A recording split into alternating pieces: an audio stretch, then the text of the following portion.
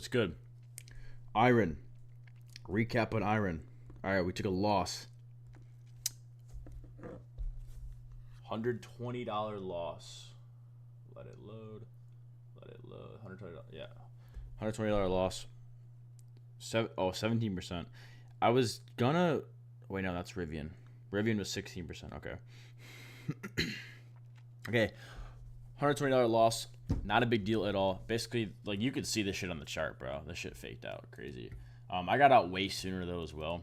Again, I pretty much trail within like my EMAs, but basically, I grabbed $50 calls. I grabbed one call actually, Feb 20. I think I bought one con with like worth like $700, I think. But basically, I think I got in. I think here, yeah, I got in here, and it literally chopped for 2 fucking hours, and Theta ate my shit. Literally, Theta ate my shit, and Theta, like, bro, I haven't even. Last time I've been in a trade that did this shit was a long time. Actually, no, I got in up here, I think. Yeah, I got in up here. Shopping and drawdown, that's why I ate my shit. And then I pretty much got out after it failed the EMA. Basically, no, I got out here. So basically, I was like, all right, I'm putting my hard stop right here. No, it was right here. Oh, fuck. It was right here. I mean, it dumped anyway, so good shit on me. But it pretty much came down here. Like, when price was, sorry, I'm all over the place. When price was over here, it like held a little bit. And after that, I was like, all right, if it comes down here to this low, I'm getting out hard stop because, again, it's pushing well through the EMA. Remember that? But it wicked and bounced. I was like, all right, fuck, this is going to bounce. But then I was like thinking, like, should I re-enter this trade? I was like, wait, I low-key shouldn't because we're just back in the range. We're just back in the range. So there's no, like, honestly, like, I would have re-entered if it came back up here. If it came above this high, probably would have re-entered, but I didn't because it came down again. I got out, again, hard stop here. So, I mean, regardless, if I stayed in and bounced up here and it comes down here, I'm probably getting out the same spot. So it doesn't matter, you know what I mean? A loss is a loss. Again, this shit was wild, bro. Boring as fuck. But again, the reason why I didn't, I trailed with the 15 around there is because if you go to the 1 hour here, the 1 hour EMA is way down here. So, like, I always preach this shit. I pretty much use my EMAs to trail. So, like, if price always bounces off the EMAs when it wants to play out, right? So if it doesn't bounce off the 5, right, respecting the 5, and when it comes through, it's gonna probably go to the 15, right? Next highest time frame. So it's gonna go to the 15. 15 bounces, literally bounces here, and then it comes back down. So after that, I'm like, all right. Well, I mean, I was already out, but still, because I took it out way before. But because my thought process is when it came down here through the EMA, broke this low, I'm like, all right, it's probably gonna go lower. And it did, but my thought was, okay, because of that, it's probably gonna retest the 1 hour, okay? And the 1 hour is way too low, so I'm not gonna risk that much. And again, I already lost like my max loss on the trade, on the option position. I sold at 17%, down 17%. That's like 2% more than what I try to aim for. But again, spreads, slippage, you can't really control any of that. So it is what it is. But and you can see it literally hit the 4 hour and it's bouncing right now. It's probably going to bounce with the 4 realistically because, I mean, it depends though. This is a fucking really bad candle. But again, notice this, like I said in the last recap. If you haven't, go watch Amazon. This level is so strong, it's not even funny because you could see this is the breakout. This is the setup right now. Bro, price literally rejected so fucking hard off of this shit that when it breaks out, I think it's going to explode.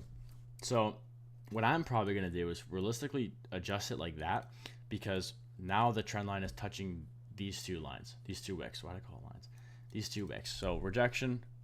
Well, rejection.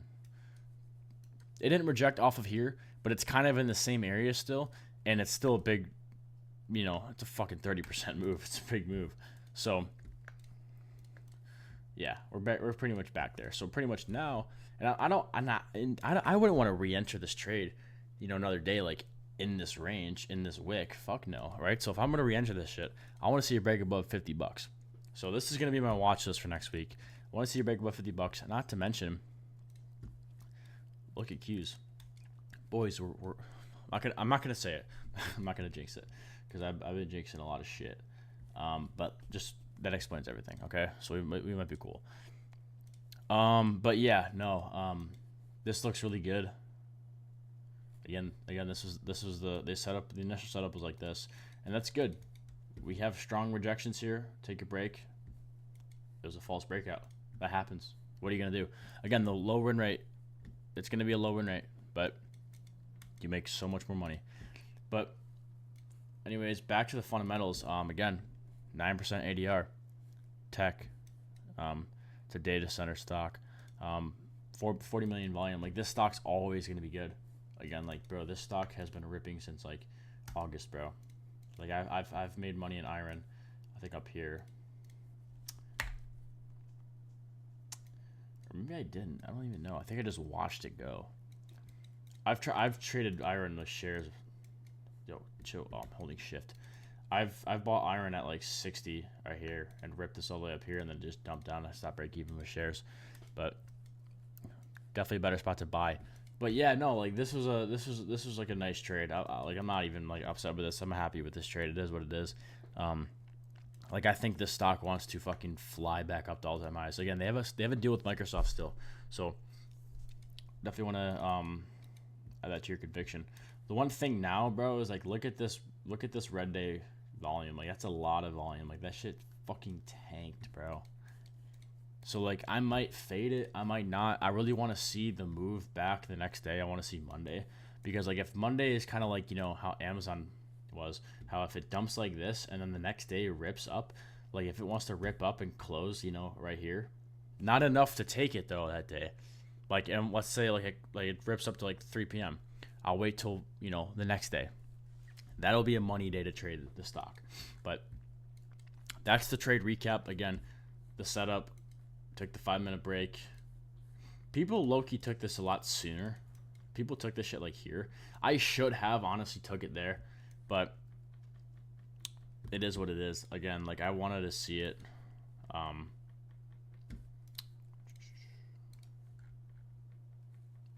Yeah, I was like a candle too late, but the reason why I still grabbed it was because I grabbed the February 20th contract and it was one con. You know what I mean? Like, I would have been, I only got like screwed because of the chop. I only lost because I was supposed to lose like $60 in this trade, but like 120, I'm cool with that. Like, that's my max loss. You know what I mean? Like, but still, I only got screwed because of the chop. Like, that's the thing. Because when I was in this trade, like halfway through this chop, my break even kept moving up and up and up and up. Like, I think I was break even above, you know, up here or some shit, or 51. Before I got stopped out, my break even was like at 51. I'm like, all right, what the fuck? But like, I grabbed February 20th because I wanted to hold this shit all the way up here. Like, I genuinely think if IREN makes its move, it's gonna rip all the way up there like pretty quick. Again, QQQ is breaking out finally. So, but yeah, that is the IREN recap. Yeah, I'm not even editing any of these videos. That's too much work.